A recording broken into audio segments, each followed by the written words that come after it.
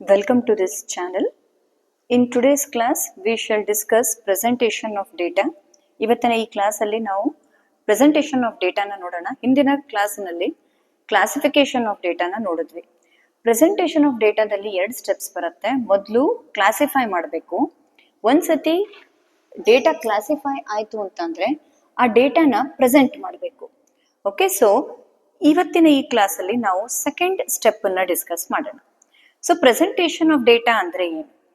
So ಒಂದ್ಸತಿ data collect ಆಯ್ತು, verify ಆಯ್ತು ಅಂತಂದ್ರೆ ಅದನ್ನ ನಾವು ಪ್ರೆಸೆಂಟ್ ಮಾಡಬೇಕಾಗತ್ತೆ. ನೀಟ್ ಮತ್ತೆ ಕಂಡೆನ್ಸ್ಡ್ ಫಾರ್ಮ್ ಅಲ್ಲಿ ಪ್ರೆಸೆಂಟ್ ಮಾಡಬೇಕಾಗತ್ತೆ.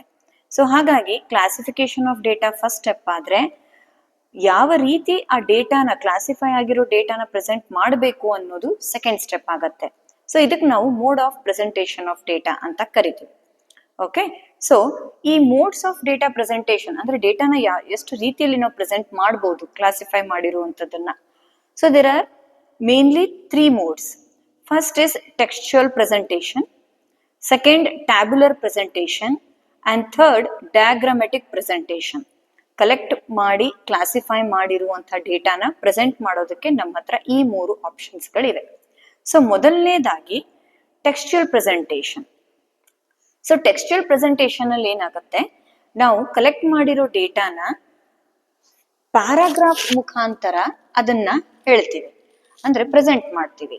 ಸೊ ಅಲ್ಲಿ ಒಂದು ಅಥವಾ ಒಂದಕ್ಕಿಂತ ಹೆಚ್ಚು ಪ್ಯಾರಾಗ್ರಾಫ್ಗಳನ್ನ ಯೂಸ್ ಮಾಡ್ತೀವಿ. ಫಾರ್ ಎಕ್ಸಾಂಪಲ್ ನೋಡಿ, ಇನ್ 2025-26 out of 500 students 150 students opted for arts.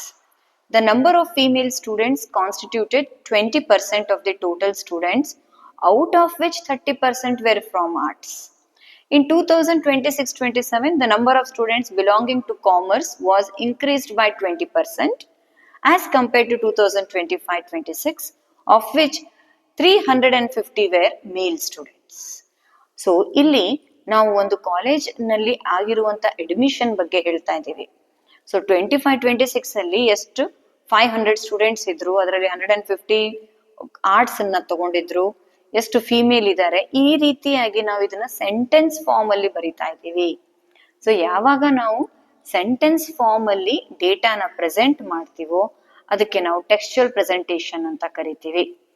ಈ ಮೆಥಡ್ ತುಂಬಾ ಸಿಂಪಲ್, ಆದ್ರೆ ಇಲ್ಲಿ ನಾವು ಒಂದ್ ನೋಡ್ಬೋದು, ಬಹಳಷ್ಟು ಡೇಟಾ ಬಂದಾಗ ಇದು ಡಲ್ ಆಗೋಗತ್ತೆ, ಮೋನೋಟೋನಸ್ ಆಗೋಗತ್ತೆ, ಆ ಅಂಶಗಳು ಕ್ಯಾಚ್ ಆಗೋದಿಲ್ಲ, ನೆನಪಿನಲ್ಲಿ ಉಳ್ಕೊಳ್ಳೋದಿಲ್ಲ, ಅದರದ್ದು ಇಂಪ್ಯಾಕ್ಟ್ ಕಮ್ಮಿ ಆಗೋಗತ್ತೆ. ಸೊ ಹಾಗಾಗಿ ಏನಾಗೋಗತ್ತಿಲ್ಲಿ ಕಂಪ್ಯಾರಿಸನ್ ಮಾಡೋದು ತುಂಬಾ ಕಷ್ಟ ಆಗೋಗತ್ತೆ. ಈಗ ಈ ಎಕ್ಸಾಂಪಲ್ 2025-26 ಅಲ್ಲಿ ಒಂದಿಷ್ಟು ಡೇಟಾ ಕೊಟ್ರು, 26-27 ಒಂದ್ ಸ್ವಲ್ಪ ಡೇಟಾ ಕೊಟ್ರು, ಆದ್ರೆ ಇದನ್ನ ಕಂಪೇರ್ ಮಾಡೋದು ಅಷ್ಟು ಈಸಿ ಆಗೋದಿಲ್ಲ. ಯಾಕೆ ಅಂತಂದ್ರೆ ಇದು ಸೆಂಟೆನ್ಸ್ ರೂಪದಲ್ಲಿ ಇದೆ.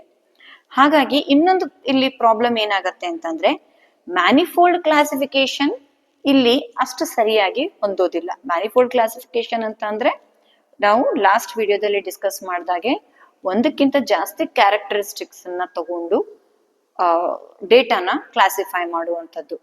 ಆ ಮೆಥಡ್ ಇಲ್ಲಿ ಸೂಟ್ ಆಗೋದಿಲ್ಲ. So okay, textual representation simple ಆಗಿದೆ, ಆದ್ರೆ ಅದಕ್ಕೆ ತಂದೆ ಆದ ಕೆಲವೊಂದಿಷ್ಟು ಡ್ರಾಬ್ಯಾಕ್ಸ್ ಇದೆ. ಹಾಗಾಗಿ ಇದು ಎಲ್ಲಾ ಕಡೆ ಬಹಳಷ್ಟು ಡೇಟಾ ಇರುವಂತಹ ಕಡೆ ಇದನ್ನ ಯೂಸ್ ಮಾಡೋದಕ್ಕೆ ಬರೋದಿಲ್ಲ. ಸೊ ಸೆಕೆಂಡ್ ನಮ್ಮ ಹತ್ರ ಇರುವಂತ ಆಪ್ಷನ್ ಟ್ಯಾಬ್ಯುಲರ್ ಪ್ರೆಸೆಂಟೇಷನ್, ಅಥವಾ ಇದಕ್ಕೆ ಟ್ಯಾಬ್ಯುಲೇಷನ್ ಅಂತಾನು ಕೂಡ ನಾವು ಕರಿತೀವಿ. ಟ್ಯಾಬ್ಯುಲೇಷನ್ ಅಂತಂದ್ರೆ ನೋಡಿ, refers to systematic presentation or arrangement of classified data in a table having rows and columns. So this is a very important method. Tabulation ಅಥವಾ ಟ್ಯಾಬ್ಯುಲರ್ ಪ್ರೆಸೆಂಟೇಷನ್ ಎಲ್ಲಕ್ಕಿಂತ ಒಂದು ಇಂಪಾರ್ಟೆಂಟ್ ಆಗಿರುವಂತ mode of presenting the data. ಯಾಕಂತಂದ್ರೆ ಇದು meaningful ಆಗಿ systematic ಆಗಿ present ಮಾಡುತ್ತೆ. ಹಾಗಾಗಿ ಇದ್ರದ್ದು ಇಂಪ್ಯಾಕ್ಟ್ ಕೂಡ ತುಂಬಾ ಚೆನ್ನಾಗಿರುತ್ತೆ.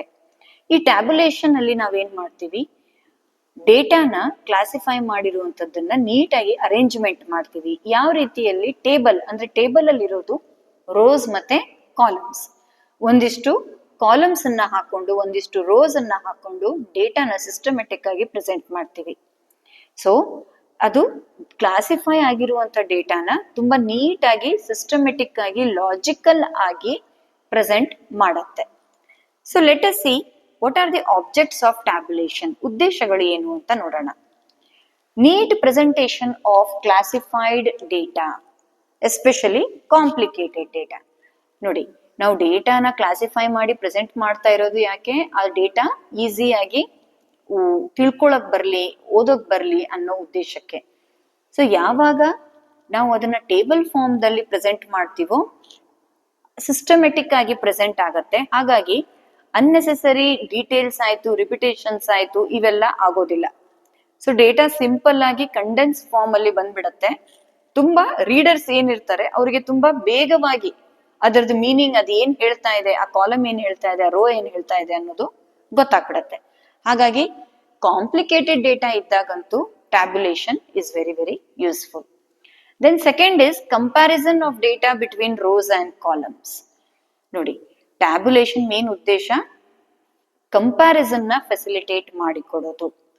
ಸೊ ಡೇಟಾನ ಸಾಕಷ್ಟು ಭಾಗದಲ್ಲಿ ಡಿವೈಡ್ ಆಗತ್ತೆ, ಕಾಲಮ್ಸ್, ರೋಸ್ ಅಲ್ಲಿ. ಇದರಿಂದ ಏನಾಗತ್ತೆ, ನಾವು ಡೇಟಾನ ಈಸಿಯಾಗಿ ಕಂಪೇರ್ ಮಾಡಬಹುದು. ಆ ಎರಡು ಪಾರ್ಟಿನ ನಡುವೆ ಅಥವಾ ಎರಡಕ್ಕಿಂತ ಜಾಸ್ತಿ ಪಾರ್ಟಿನ ನಡುವೆ ಏನ್ ರಿಲೇಶನ್ಶಿಪ್ ಇದೆ, ಯಾವ ರೀತಿ ಒಂದು ಬಿಹೇವ್ ಮಾಡ್ತಾ ಇದೆ, ಇನ್ನೊಂದು ಹೇಗೆ ರಿಯಾಕ್ಟ್ ಮಾಡ್ತಾ ಇದೆ, ಇವುಗಳೆಲ್ಲ ತಿಳ್ಕೋಬೇಕು ಅಂತಂದ್ರೆ tabulation is very very useful. Then it facilitates statistical analysis. So statistical analysis tools ಅನ್ನ ನಾವು ಬಳಸಬೇಕು ಅಂತಂದ್ರೆ ಟೇಬಲ್ ಫಾರ್ಮ್ಯಾಟ್ ಅಲ್ಲಿ ಡೇಟಾನ ಪ್ರೆಸೆಂಟ್ ಮಾಡಲೇಬೇಕು. ಸೊ ಟೇಬಲ್ ಫಾರ್ಮ್ಯಾಟ್ ಅಲ್ಲಿ ನಾವು ನೀಟಾಗಿ ಪ್ರೆಸೆಂಟ್ ಮಾಡಲಿಲ್ಲ ಅಂತಂದ್ರೆ ಸ್ಟ್ಯಾಟಿಸ್ಟಿಕಲ್ ಟೂಲ್ಸ್ ಗಳು ಏನೇನಿವೆ, ಮೆಥಡ್ಸ್ ಗಳೇನಿದೆ, ಮಾಡೆಲ್ಸ್ ಗಳೇನಿವೆ, ಅವುಗಳನ್ನ ನಾವು ಯೂಸ್ ಮಾಡೋದಕ್ಕೆ ಸಾಧ್ಯ ಆಗೋದಿಲ್ಲ. ಸೊ ಹಾಗಾಗಿ ಕೋರಿಲೇಷನ್ ಇರ್ಬೋದು, so measures of central tendency ಇರ್ಬೋದು, ಮೆಜರ್ಸ್ ಆಫ್ ವೇರಿಯೇಷನ್ ಇರ್ಬೋದು, ಸ್ಕ್ಯೂನೆಸ್ ಇರ್ಬೋದು, ರಿಗ್ರೆಷನ್, ಇವೆಲ್ಲದಕ್ಕೂ ಕೂಡ ನಮ್ಗೆ ಯೂಸ್ ಮಾಡಬೇಕು ಅಂತಂದ್ರೆ ಡೇಟಾ ಟೇಬಲ್ ಫಾರ್ಮ್ಯಾಟ್ ಅಲ್ಲಿ ಇರಲೇಬೇಕು. Then the last one, reveal trend and patterns of data. So table format ಅಲ್ಲಿ ನಾವು ಡೇಟಾ ಪ್ರೆಸೆಂಟ್ ಮಾಡೋದ್ರಿಂದ ಅಬ್ಸರ್ವೇಷನ್ಸ್ ಕ್ಲಿಯರ್ ಆಗಿ ಡಿಸ್ಪ್ಲೇ ಆಗೋದ್ರಿಂದ ಇಲ್ಲಿ ಸಬ್ ಟೋಟಲ್ಸ್ ಆಯ್ತು, ಟೋಟಲ್ಸ್, ಜನರಲ್ ಟೆಂಡೆನ್ಸಿ ಏನಿದೆ, ಪ್ಯಾಟರ್ನ್ಸ್ ಏನಿದೆ, ಯಾವ್ದು ಎಷ್ಟಿದೆ ಅನ್ನೋದು ಕ್ಲಿಯರ್ ಆಗಿ ನಮ್ಗೆ ಗೊತ್ತಾಗ್ತಾ ಹೋಗುತ್ತೆ. ಹಾಗಾಗಿ ನಮ್ಗೆ ಟ್ರೆಂಡ್ ಅಥವಾ ಪ್ಯಾಟರ್ನ್ಸ್ ಅನ್ನ ಐಡೆಂಟಿಫೈ ಮಾಡೋದಿದ್ದಾಗ ಕಂಪಲ್ಸರಿಯಾಗಿ ನಾವು ಡೇಟಾನ ಟ್ಯಾಬ್ಯುಲೇಷನ್ ಮಾಡಲೇಬೇಕಾಗತ್ತೆ. Okay, so these are the various objects of tabulation. So moving forward, let us see the format of a table. So table usually ಹೇಗಿರುತ್ತೆ, ನಾವು ಸ್ಟ್ಯಾಟಿಸ್ಟಿಕಲ್ ಟೇಬಲ್ ನ ಯಾವ ರೀತಿಯಾಗಿ ರೆಡಿ ಮಾಡ್ತೀವಿ? See just see, first there is a table number. ಪ್ರತಿಯೊಂದು table ನಾವೇನ್ use ಮಾಡ್ತೀವಿ ಅದಕ್ಕೆ ಒಂದು ನಂಬರ್ ಅನ್ನ ಅಸೈನ್ ಆಗುತ್ತೆ. ಈ ನಂಬರ್ ನಮ್ಗೆ ಈ ಸಾರ್ಟ್ ಮಾಡೋದಕ್ಕೆ ಅಥವಾ ಈಸಿಯಾಗಿ ರೆಫರ್ ಮಾಡೋದಕ್ಕೆ ಅನುಕೂಲ ಮಾಡಿಕೊಡುತ್ತೆ. ಸೊ ಯಾವುದೇ ಒಂದು ಟೇಬಲ್ ಅನ್ನ ರೆಫರ್ ಮಾಡಬೇಕು ಅಂತಂದ್ರೆ ಆ ಟೇಬಲ್ ನಂಬರ್ ಹೇಳಿದ ತಕ್ಷಣ ನಾವು ಈಸಿಯಾಗಿ ಆ ಟೇಬಲ್ ಅನ್ನ ತೆಗೆದು ಬಿಡಬಹುದು, ಓಪನ್ ಮಾಡಿಬಿಡಬಹುದು. Then next we have title. So title is very important. ಪ್ರತಿಯೊಂದು ಟೇಬಲ್ಗೂ ಟೈಟಲ್ ಅನ್ನ ಕೊಡ್ತೀವಿ. ಆ ಟೈಟಲ್ ಆ ಟೇಬಲ್ ಅಲ್ಲಿ ಯಾವ ಕಂಟೆಂಟ್ ಇದೆ ಅನ್ನೋದನ್ನ ತೋರಿಸ್ಕೊಡತ್ತೆ. Then next we have headings, sub headings and stub. Okay, so proper headings ಗಳಿರ್ಬೇಕು, ಸಬ್ ಹೆಡ್ಡಿಂಗ್ಸ್ ಗಳಿರ್ಬೇಕು. ಪ್ರತಿಯೊಂದು ರೋಸ್ ಮತ್ತೆ ಕಾಲಮ್ಸ್ಗೆ ಅವು ಏನು ಡೇಟಾ ತೋರಿಸ್ತಾ ಇದೆ ಅದಕ್ಕೆ ಸೂಟ್ ಆಗುವಂತ ಹೆಡ್ಡಿಂಗ್ಸ್ ಮತ್ತೆ ಸಬ್ ಹೆಡ್ಡಿಂಗ್ಸ್ ಅನ್ನ ಹಾಕ್ಲೇಬೇಕು. ಎಲ್ಲೆಲ್ಲಿ ಅವಶ್ಯಕತೆ ಇದೆಯೋ ಅಲ್ಲಿ ಯೂನಿಟ್ಸ್ ಆಫ್ ಮೆಜರ್ಮೆಂಟ್ ಅನ್ನು ಕೂಡ ನಾವು ಮೆನ್ಷನ್ ಮಾಡ್ಬೇಕಾಗತ್ತೆ. ಯಾವ ರೀತಿಯಲ್ಲಿ ಅದನ್ನ ಅಳತೆ ಮಾಡಲಾಗಿದೆ ಇದನ್ನು ಕೂಡ ಯೂನಿಟ್ಸ್ ಆಫ್ ಮೆಜರ್ಮೆಂಟ್ ಅನ್ನ ನಾವು ಮೆನ್ಷನ್ ಮಾಡಬೇಕು. ಮೊದಲನೇ ಕಾಲಮ್ ಏನ್ ಡಿಸ್ಕ್ರಿಪ್ಷನ್ ಕೊಡತ್ತೆ, ಈಚ್ ರೋ ಏನ್ ಹೇಳ್ತಾ ಇದೆ ಅನ್ನೋದು, ಅದಕ್ಕೆ ಸ್ಟಬ್ ಅಂತ ಕರಿತೀವಿ. That is stub heading. So rose ಗಳು ಏನ್ ಹೇಳ್ತಾ ಇದೆ ಅದರದ್ದು ಹೆಡ್ಡಿಂಗ್ ಸ್ಟಬ್ ಹೆಡ್ಡಿಂಗ್. ಸೊ ಈ ಕಡೆ ಕಾಲಮ್ಸ್ ಗಳು ಕ್ಯಾಪ್ಷನ್ಸ್ ಅಂತ ನಾವು ಕರಿತೀವಿ. ಕಾಲಮಿನ ಹೆಡ್ಡಿಂಗ್ಸ್ ಅನ್ನ ಕ್ಯಾಪ್ಷನ್ಸ್ ಅಂತೀವಿ, ರೋ ಇನ ಹೆಡ್ಡಿಂಗ್ ಅನ್ನ ನಾವು ಸ್ಟಬ್ ಅಂತ ಕರಿತೀವಿ. Then coming to body of the table. So body of the table should be very neat and clean because that is the main part of the table. ಯಾಕಂದ್ರೆ ಇಲ್ಲೇ ನಮ್ಗೆ data classify ಆಗಿರೋದು ಸಿಗೋದು. ಹಾಗಾಗಿ ಇದು ತುಂಬಾ ಸಿಸ್ಟಮೆಟಿಕ್ ಆಗಿ ಕಂಪೇರಬಲ್ ಫಾರ್ಮ್ಯಾಟ್ ಅಲ್ಲಿ ನಾವು ಇದನ್ನ ಹಾಕಿರ್ತೀವಿ. Then coming to one thing, head note. Title ಕೆಳಗಡೆ ಒಂದು ಹೆಡ್ ನೋಟ್ ಅಂತ ಬರುತ್ತೆ. ಆ ಹೆಡ್ ನೋಟ್ ಏನ್ ಹೇಳುತ್ತೆ, ಆ ಟೇಬಲ್ ಬಗ್ಗೆ ಏನಾದ್ರೂ ಒಂದು ಸ್ಪೆಷಲ್ ಇನ್ಫಾರ್ಮೇಶನ್ ಕೊಡೋದಿದ್ದಾಗ ಯೂಶಲಿ ಅಲ್ಲಿ ನಾವು ಹೆಡ್ ನೋಟ್ ಅನ್ನ ಹಾಕಿರ್ತೀವಿ. ರಿಲೇಟೆಡ್ ಏನಾದ್ರೂ ಸ್ಪೆಷಲ್ ಇನ್ಫಾರ್ಮೇಶನ್ ಕೊಡಬೇಕು ಅನ್ನೋದಿದ್ದಾಗ ನಾವಲ್ಲಿ ಟೇಬಲ್ ಅನ್ನ ಹೆಡ್ ನೋಟ್ ಅನ್ನ ಹಾಕ್ತಿವಿ. ಸೊ ಇದು ಬ್ರಾಕೆಟ್ಸ್ ಅಲ್ಲಾದ್ರೂ ನೀವು ಹಾಕೋಬಹುದು ಅಥವಾ ಅದೇ ರೀತಿಯಾಗಿ ಹಾಗೆ ಹಾಕ್ಬೋದು. ಫಾರ್ ಎಕ್ಸಾಂಪಲ್ ಇಷ್ಟು ಟೇಬಲ್ ಆಫ್ ಕಂಟೆಂಟ್ಸ್ ಏನಿದೆ, ಬಾಡಿ ಆಫ್ ದ ಟೇಬಲ್ ಏನಿದೆ ಅದನ್ನ ಇನ್ ಥೌಸಂಡ್ಸ್ ಇತ್ತು ಅಥವಾ ಇನ್ ಮಿಲಿಯನ್ ಟನ್ಸ್ ಇತ್ತು, ಇನ್ ಲ್ಯಾಕ್ಸ್ ಆಫ್ ರುಪೀಸ್. ಸೊ ಈ ತರ ಕಾಮನ್ ಇತ್ತು ಅಂತಂದ್ರೆ ಅಲ್ಲೇ ಆ ಹೆಡ್ ನೋಟಿಗೆ ನಾವು ಬರೆದು ಬಿಡಬಹುದು ಅದನ್ನ. ಸೊ ಎಲ್ಲ ಕಡೆ ಅದನ್ನ ಮತ್ತೆ ಬರೆಯೋ ಅವಶ್ಯಕತೆ ಇರೋದಿಲ್ಲ. Then moving on to footnote. So table ಕೆಳಗಡೆನೆ ಒಂದು ಫುಟ್ ನೋಟ್ ಇದೆ. ಸೊ ಫುಟ್ ನೋಟ್ ಏನ್ ಮಾಡುತ್ತೆ, ಫ್ಯಾಕ್ಟ್ಸ್ ಮತ್ತೆ ಫಿಗರ್ಸ್ ಏನ್ ನಾವು ಇಲ್ಲಿ ಮೇಲ್ಗಡೆನೆ ಮೆನ್ಷನ್ ಮಾಡಿರ್ತೀವಿ ಅದ್ರ ಬಗ್ಗೆ ಏನಾದ್ರೂ ಹೇಳೋದಿತ್ತು ಅಂದ್ರೆ, ಎಕ್ಸ್ಪ್ಲನೇಷನ್ ಕೊಡೋದಿತ್ತು ಅಂತಂದ್ರೆ, ಪ್ರಿಸೈಸ್ ಆಗಿ ತುಂಬಾ ಕ್ಲಾರಿಫಿಕೇಶನ್ ಇಂದ ಕೊಡೋದಿತ್ತು ಅಂತಂದ್ರೆ ಅಲ್ಲಿ ಬರಿಬಹುದು. ಸೊ ಇಲ್ಲಿ ಫುಟ್ ನೋಟ್ ಅಲ್ಲಿ ನಾವು ಕನ್ಕ್ಲೂಷನ್ಸ್ ಬರಿಬಹುದು, ರಿಮಾರ್ಕ್ಸ್, ಇನ್ಫರೆನ್ಸಸ್ ಅಥವಾ ಒಮಿಷನ್ಸ್, ಅಡಿಷನ್ಸ್ ಅಥವಾ ಅಬ್ರಿವೇಷನ್ಸ್ ಇವುಗಳನ್ನ ನಾವು ಅಲ್ಲಿ ಬರಿಬಹುದು. Then last one is source. So source footnote ಕೆಳಗಡೆ ಅಥವಾ ಅದ್ರ ಪಕ್ಕದಲ್ಲಿ ನಾವು ಸೋರ್ಸ್ ಅನ್ನ ತೋರಿಸ್ತೀವಿ. ಅಂದ್ರೆ ನಾವೇನು ಟೇಬಲ್ ಅಲ್ಲಿ ಈ ಕಂಟೆಂಟ್ಸ್ ಗಳನ್ನ ತಗೊಂಡಿದೀವಿ ಅದು ಎಲ್ಲಿಂದ ತಗೊಂಡಿದೀವಿ ಅನ್ನೋದನ್ನ ನಾವು ಅಲ್ಲಿ ಮೆನ್ಷನ್ ಮಾಡಬೇಕು. ಸೊ ಓದೋರಿಗೆ, ರೀಡರಿಗೆ ಇನ್ನು ಹೆಚ್ಚಿನ ಬಗ್ಗೆ ಅದರ ಬಗ್ಗೆ ತಿಳ್ಕೊಳ್ಳೋದಿದ್ರೆ ಅದನ್ನ ಎಲ್ಲಿ ಅವರು ರೆಫರ್ ಮಾಡಬಹುದು ಅಂತ ತೋರಿಸೋದಕ್ಕೆ ನಾವು ಸೋರ್ಸ್ ಅನ್ನ ತೋರಿಸ್ತೀವಿ. Okay, so this is the general format of statistical table. ನಾವು tables can be of two types, simple ಮತ್ತೆ complex tables. So simple table ಅಂತ ನಾವು ಯಾವಾಗ ಕರಿತೀವಿ, ಯಾವಾಗ ಟೇಬಲ್ ಅಲ್ಲಿ ಕೇವಲ ಒಂದೇ ಒಂದು ಕ್ಯಾರೆಕ್ಟರಿಸ್ಟಿಕ್ ಅನ್ನ ನಾವು ತೋರಿಸ್ತೀವೋ ಅವಾಗ ಅದು ಸಿಂಪಲ್ ಟೇಬಲ್ ಆಗತ್ತೆ. ಅದಕ್ಕೆ ಇನ್ನೊಂದು ಹೆಸರು ಒನ್ ವೇ ಟೇಬಲ್. ಅದೇ ರೀತಿ complex table is a table which represents two or more characteristics. ಒಂದಕ್ಕಿಂತ ಹೆಚ್ಚು ಕ್ಯಾರೆಕ್ಟರಿಸ್ಟಿಕ್ಸ್ ಅನ್ನ ನಾವು ಟೇಬಲ್ ಅಲ್ಲಿ ಇನ್ಕ್ಲೂಡ್ ಮಾಡಿದ್ರೆ ಅದಕ್ಕೆ ಕಾಂಪ್ಲೆಕ್ಸ್ ಟೇಬಲ್ ಅಂತ ಕರಿತೀವಿ. ಅದಕ್ಕೆ ಇನ್ನೊಂದು ಹೆಸರು ಟೂ ವೇ ಟೇಬಲ್. ಅದಕ್ಕೆ ಇನ್ನೊಂದು ಹೆಸರಿದೆ, ದಟ್ ಈಸ್ ಮ್ಯಾನಿಫೋಲ್ಡ್ ಟೇಬಲ್ಸ್ ಅಂತಾನು ನಾವು ಕರಿತೀವಿ. So let us C example for simple table and complex table. So simple table ಅಲ್ಲಿ ನೋಡಿ, ಇಯರ್ ಮತ್ತೆ ಸ್ಟ್ರೆಂತ್ ಅನ್ನ ಅಷ್ಟೇ ನಾವು ತೋರಿಸ್ತಾ ಇದೀವಿ ಇಯರ್ ವೈಸ್. ಸೊ ಸ್ಟ್ರೆಂತ್ ಬಿಟ್ಟು ಮತ್ತೇನು ತೋರಿಸ್ತಾ ಇಲ್ಲ. ಸೊ 2022-23 ಅಲ್ಲಿ 1800 ಸ್ಟ್ರೆಂತ್ ಇತ್ತು. It may be of college or school ಅಥವಾ ಒಂದು ಎಂಪ್ಲಾಯೀಸ್ ಸ್ಟ್ರೆಂತ್ ಅಂತ ಅನ್ಕೊಳ್ಳೋಣ. 23-24 ಅಲ್ಲಿ ಆ ಸ್ಟ್ರೆಂತ್ 2450 ಆಯ್ತು. 24-25 ಅಲ್ಲಿ 2600, 25-26 ಅಲ್ಲಿ 2900. ಸೊ ಇದೊಂದೇ ಡೀಟೇಲ್ ಅನ್ನ ಕೊಡ್ತಾ ಇದೆ. ಹಾಗಾಗಿ ಇದು ಸಿಂಪಲ್ ಟೇಬಲ್. ಈಗ ಇದೇ ಡೇಟಾನ ನಾವು ಕಾಂಪ್ಲೆಕ್ಸ್ ಟೇಬಲ್ ಅಲ್ಲೂ ಎಕ್ಸ್ಪ್ರೆಸ್ ಮಾಡಬಹುದು. ನೋಡಿ, ಸ್ಟ್ರೆಂತ್ ಅನ್ನ ನಾವು ಡೈರೆಕ್ಟ್ ಆಗಿ ಟೋಟಲ್ ತಗೊಳ್ಳೋ ಬದಲು ಅಲ್ಲಿ ಡಿವೈಡ್ ಮಾಡಿದೀವಿ, ಬಾಯ್ಸ್, ಗರ್ಲ್ಸ್, ಆಮೇಲೆ ಟೋಟಲ್ ತಗೊಂಡಿದೀವಿ. ಸೊ ಇಲ್ಲಿ ಏನಾಗ್ತಾ ಇದೆ, ಒಂದಕ್ಕಿಂತ ಜಾಸ್ತಿ ಕ್ಯಾರೆಕ್ಟರಿಸ್ಟಿಕ್ ಅನ್ನ ತೋರಿಸ್ತಾ ಇದೆ. ಟೋಟಲ್ ಅಷ್ಟೇ ಅಲ್ಲ, ಅದ್ರಲ್ಲಿ ಹುಡುಗರು ಎಷ್ಟಿದ್ರು, ಹುಡುಗಿಯರು ಎಷ್ಟಿದ್ರು, ಈ ರೀತಿ ನಾವು ಒಂದಕ್ಕಿಂತ ಜಾಸ್ತಿ ಕ್ಯಾರೆಕ್ಟರಿಸ್ಟಿಕ್ಸ್ ಅನ್ನ, ಫೀಚರ್ಸ್ ಅನ್ನ ನಾವು ತೋರಿಸಿದಾಗ ಅದಕ್ಕೆ ಕಾಂಪ್ಲೆಕ್ಸ್ ಟೇಬಲ್ ಅಂತ ಕರಿತೀವಿ. ಸೊ 2022-23 ಅಲ್ಲಿ ಸ್ಟ್ರೆಂತ್ 1800 ಇದೆ. ಆ 1800 ಅಲ್ಲಿ 1200 ಬಾಯ್ಸ್ ಇದ್ದಾರೆ, 600 ಗರ್ಲ್ಸ್ ಇದ್ದಾರೆ. ಸೊ ಈ ರೀತಿ ಒಂದಕ್ಕಿಂತ ಹೆಚ್ಚಿಗೆ ಡೀಟೇಲ್ಸ್ ಅನ್ನ ನಾವು ಕೊಡಬೇಕಂದಾಗ ಅಂತ ಟೇಬಲ್ಗೆ ನಾವು ಕಾಂಪ್ಲೆಕ್ಸ್ ಟೇಬಲ್ ಅಂತ ಕರಿತೀವಿ. ಓಕೆ, ಸೊ ಈಗ ಜಸ್ಟ್ ಒಂದು ಟೇಬಲ್ ಕ್ರಿಯೇಷನ್ ಮೇಲೆ ಒಂದು ಎಕ್ಸರ್ಸೈಸ್ ತಗೊಳ್ಳೋಣ. Draw a blank table to show the classification of the population of a town according to sex ಅಂದ್ರೆ gender, male and female, religion Hindu, Muslim and Christian, literacy, literates and illiterates.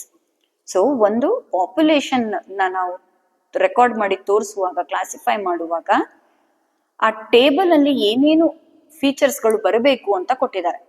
Mail, female ಅನ್ನೋದು ತೋರಿಸ್ಬೇಕು. ಅದರ ಜೊತೆಗೆ ಅವ್ರ religion ಅನ್ನ ತೋರಿಸ್ಬೇಕು. Religion ಅನ್ನ 3 ಭಾಗದಲ್ಲಿ ಕೊಟ್ಟಿದ್ದಾರೆ ಗ್ರೂಪ್ ಅಲ್ಲಿ, ಹಿಂದೂ, ಮುಸ್ಲಿಂ, ಕ್ರಿಶ್ಚಿಯನ್. ಆಮೇಲೆ ಲಿಟ್ರಸಿ, ಓದಿದವರಿದ್ದಾರೋ, ಬರಕ್ಕೆ ಬರಲಾರ್ದವ್ರಿದ್ದಾರೋ, ಇದು ಈ 3 ಕ್ಯಾರೆಕ್ಟರಿಸ್ಟಿಕ್ಸ್ ಅನ್ನ ನಾವು ತೋರಿಸೋದಿದೆ.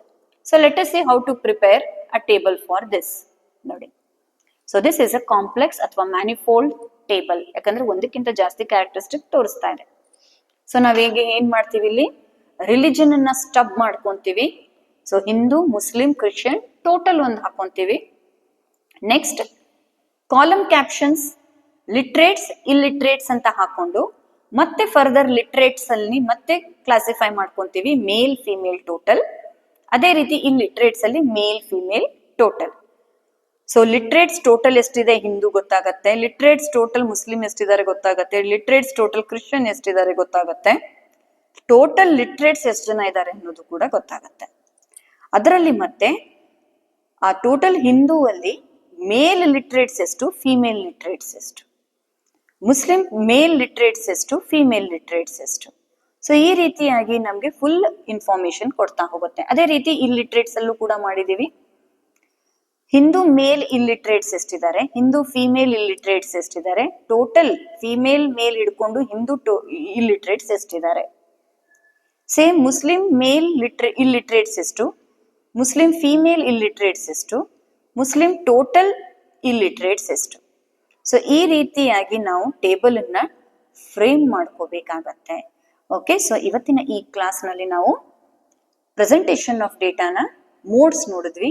3 ಮೋಡ್ಸ್ ಇದೆ: ಟೆಕ್ಸ್ಚುಯಲ್, ಟ್ಯಾಬ್ಯುಲರ್ ಮತ್ತೆ ಡಯಾಗ್ರಾಮ್ಯಾಟಿಕಲ್ ರಿಪ್ರೆಸೆಂಟೇಷನ್. ಸೊ ಇಲ್ಲಿ ನಾವು ಈಗ ಟೆಕ್ಸ್ಚುಯಲ್ ನೋಡಿದ್ವಿ, ಟ್ಯಾಬ್ಯುಲರ್ ನೋಡಿದ್ವಿ. ಮುಂದಿನ ವಿಡಿಯೋದಲ್ಲಿ ನಾವು ಗ್ರಾಮ್ಯಾಟಿಕಲ್ ಅಥವಾ ಡಯಾಗ್ರಾಮ್ಯಾಟಿಕಲ್ ಪ್ರೆಸೆಂಟೇಷನ್ ಅನ್ನ ನೋಡೋಣ. Okay, so thank you.